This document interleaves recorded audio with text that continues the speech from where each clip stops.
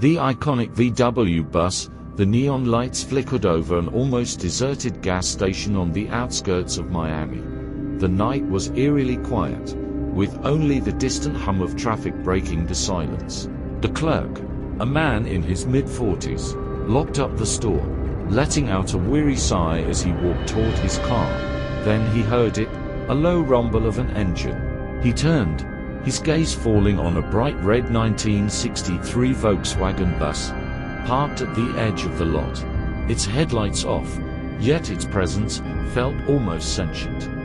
The clerk frowned, something about the van sending a chill down his spine. Before he could move, gunshots rang out in the distance. The clerk ducked, heart pounding. A hooded man emerged from the shadows, sprinting toward a black sedan, disappearing into the night.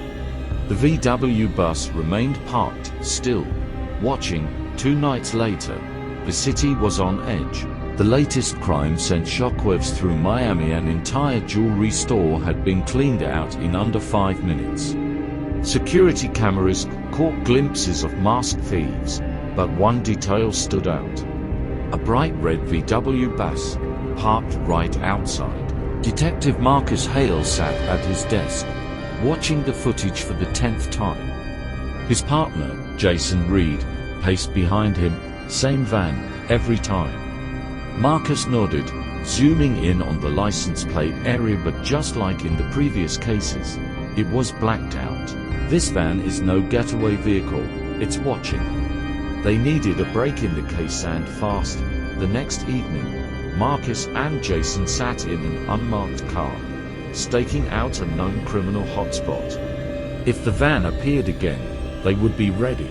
The clock ticked past midnight when Marcus spotted movement in a dark alley. Then, the red VW bus pulled up, engine off, lights off, just there. Marcus and Jason stepped out cautiously, approaching with their guns drawn, but before they could reach it, a man in a ski mask sprinted past, tossing something inside the van's open window. The van's engine roared to life, and just like that, it peeled away. Jason shouted, "Get in the car." They jumped into their vehicle, tires screeching as they followed the van through the neon-lit streets. The chase was unlike anything they had experienced. The old bus moved perfectly, taking sharp turns with unnatural precision, never slowing, never faltering. Then, it swerved into a dead-end alley. They followed, guns raised. But the alley was empty, no van, no tire marks. Just the faint scent of burnt rubber and something older. That night, Marcus couldn't shake the feeling that they were chasing a ghost. He dug into police archives, looking for anything on a similar van. Hours passed, dust rising from old newspaper clippings, until he found it, a black and white photograph from 1965. A group of men stood beside the same VW bus. Raymond Calloway, a notorious bank robber who led Miami's most daring heist, stealing nearly $2 million before vanishing without a trace. Marcus flipped the page, his breath catching as he read an old newspaper headline: "Calloway Gang Van Found Abandoned." With blood inside, Jason, reading over his shoulder, swallowed hard. "You're telling me we've been chasing a ghost van?" "Not just a van," Marcus said, staring at the old photo, "a curse." Further investigation revealed that Calloway and his crew had tried to escape through the Everglades. Their van was last seen heading into the swamp, but when authorities found it, the doors were flung open, smeared with blood and handprints. No bodies were ever recovered.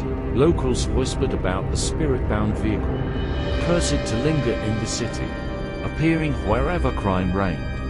A call came in, a murder in progress at an abandoned warehouse. Marcus and Jason arrived, fast, only to find the red VW bus parked outside, its engine running. Marcus stepped forward, gun drawn. Inside the van, a radio crackled to life. A distorted voice whispered, "You shouldn't have followed me." Then, the warehouse doors slammed shut. Marcus spun, heart hammering. But the VW bus was gone. Inside the warehouse, they found something even more disturbing: old newspaper clippings of crimes from decades past, all featuring the same van. A photograph of Calloway's gang was pinned to the wall, fresh blood smeared across their faces. Jason grabbed Marcus' arm. "We need to leave. Now." Days passed, the case went cold. No more sightings, no more crimes. Marcus sat alone on a quiet street one morning, drinking his coffee, lost in thought. Then, in the distance, a bright red VW bus drove past, disappearing into the rising sun. And Marcus knew the legend was far from over.